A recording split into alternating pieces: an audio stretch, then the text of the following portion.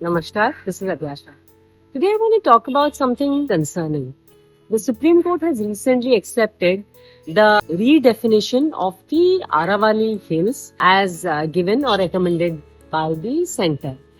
Now, according to this new definition, any landform that is below 100 meters of the local landscape will not be considered part of the Aravalli Hills. Now, that kind of means that more than 90% of the Aravalli Hills will now not come under the protection because of the definition change.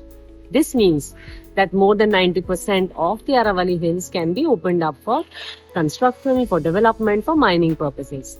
Now, the Aravalli Hills, one of the oldest in India, is home to a diverse variety of animals, species, the corridors that need to be protected, the water bodies that need to be protected will all be disturbed if 90% is opened up for mining or other development purposes.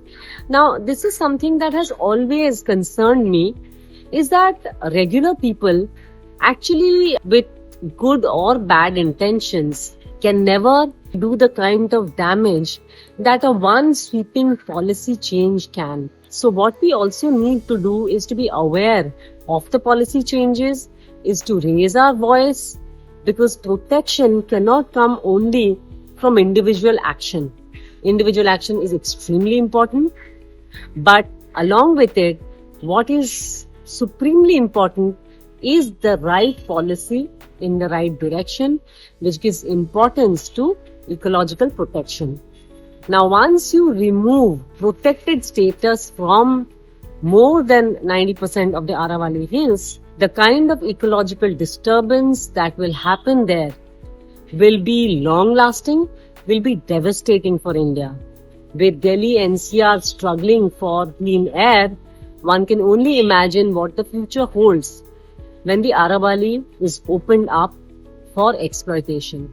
So I think it is our collective responsibility to be aware and raise our voice against such policies that again will defeat all the positives that have already happened and that are happening in the environment space.